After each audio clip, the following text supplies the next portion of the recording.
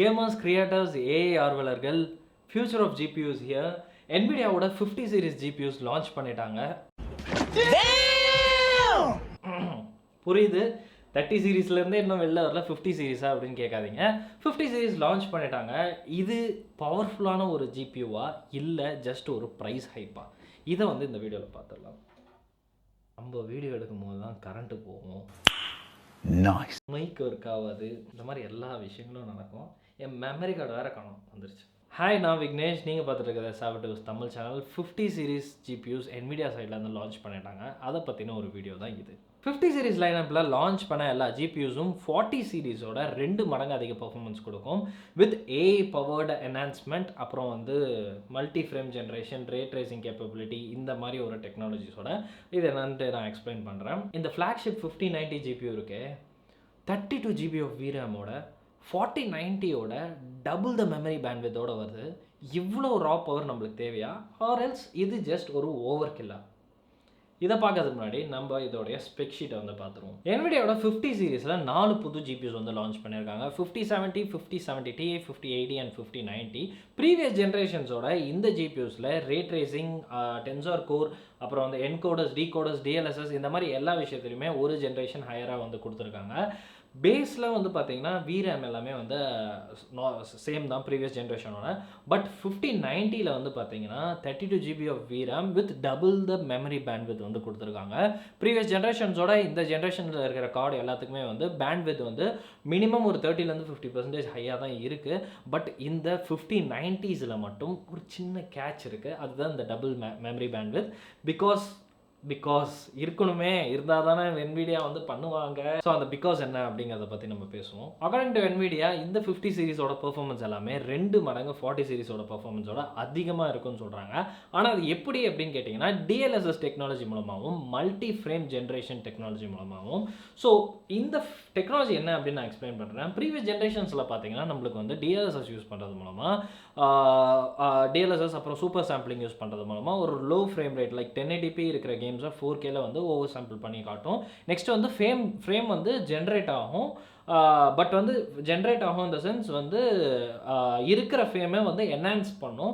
So that ஒரு ஃப்ரேமுக்கும் இன்னொரு ஃப்ரேமுக்கும் நடுவில் 1 or 2 ஃப்ரேம்ஸ் வந்து மேக்ஸிமம் வந்து நம்மளுக்கு டெவலப் ஆகும். So that performance difference frame ரேட்டில் வந்து கொஞ்சம் அதிகமாகும். பட் இந்த வாட்டி என்ன பண்ணியிருக்காங்க, மல்டி ஃப்ரேம் ஜென்ரேஷன்ஸ் மூலமாக அப்படின்னு பார்த்தீங்கன்னா AI யூஸ் பண்ணி இவங்க வந்து ஓனாக வந்து ஜென்ரேட் பண்ணியிருக்காங்க ஃப்ரேம்ஸ். ஸோ தட் உங்களுக்கு வந்து ஒரு ஃப்ரேமுக்கு இன்னொரு ஃப்ரேமுக்கு நடுவில் 2, 3, 4ன்னு இல்லாமல் மல்டிபிள் ஃப்ரேம்ஸ் வந்து ஜென்ரேட் ஆகும். இதனால பெர்ஃபார்மன்ஸ் டிஃப்ரென்ஸ் வந்து ரொம்ப ஹியூஜாக இருக்கும். லைக் FPS டிஃப்ரென்ஸ் வந்து அப்படியே டபுள் ட்ரிபிள் அந்த அளவுக்கு இருக்கும் அப்படின்னு வந்து கிளைம் பண்ணுறாங்க. ஸோ எல்லாமே வந்து AI அட்வான்ஸ்மெண்ட் மூலமாக எதுதான் பாசிபிள் இல்லை. ஸோ ஆப்வியஸ்லி நிறைய AI என்ஹான்ஸ்மெண்ட் இந்த ஜிபியூஸில் வந்து எடுத்துகிட்டு வந்திருக்காங்க.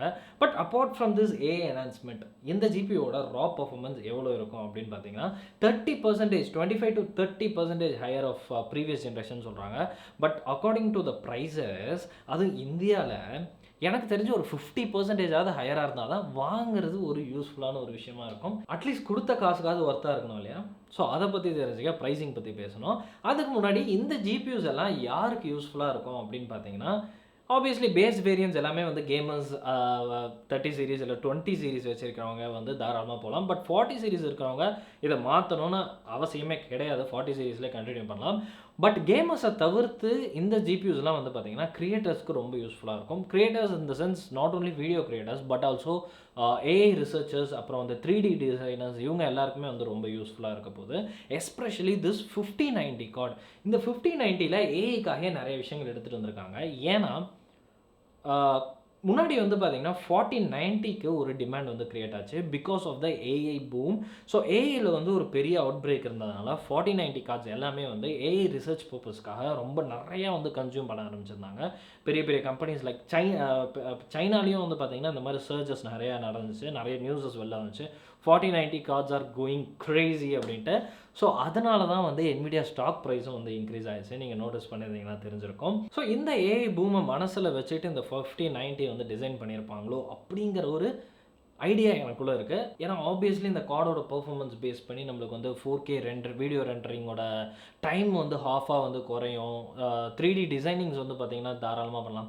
ஏஐ ஒர்க்ஸ் எல்லாமே உங்களோட டெஸ்க்டாப் சிபியூஸ்லேருந்தே நீங்கள் வந்து பண்ண ஆரம்பிக்க முடியும். கேம்ஸ் எல்லாமே 4K கண்டென்ட் அல்ட்ரா ஹை செட்டிங்ஸில் ஒரு விஷயமே இல்லாமல் விளையாடலாம்.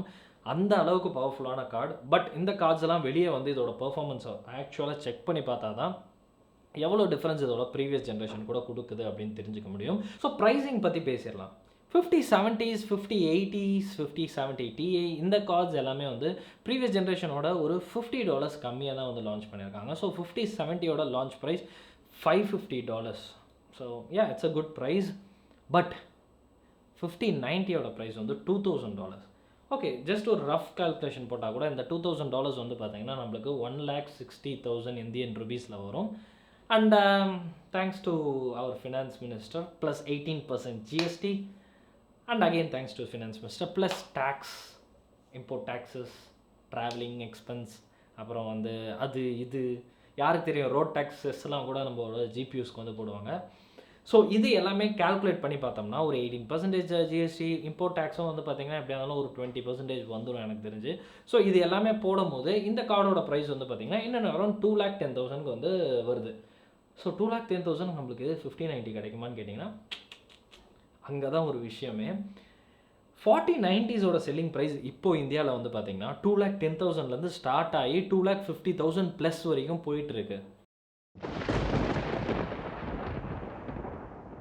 இப்போயுமே. பட் இப்போ அவைலபிளாக இல்லை அவ்வளோவா.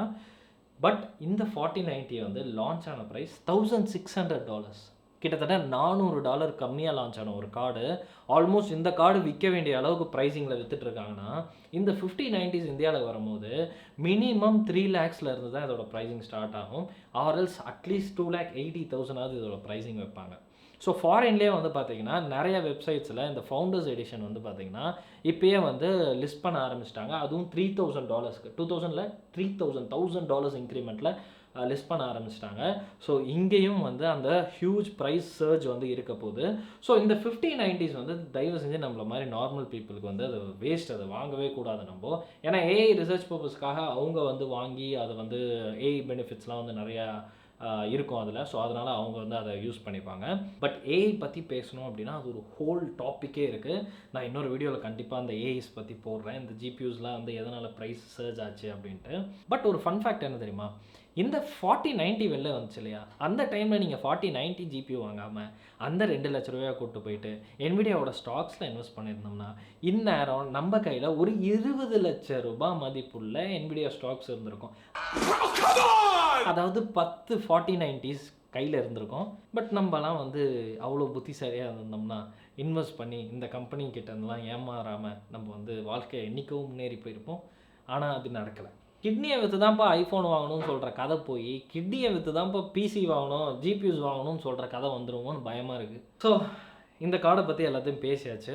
So the base variant is for all creators, gamers எல்லாருக்கும். But the top end variant is only for AI research purpose அப்படின்னு நான் சொல்லுவேன். பிகாஸ் ப்ரைஸும் வந்து வெரி ஹியூஜ் அண்ட் அவங்களுக்கு தான் வந்து மோஸ்ட்டாக அந்த ப்ரைஸ்க்கு ஜஸ்டிஃபைவாக இருக்கும் அந்த கார்டு.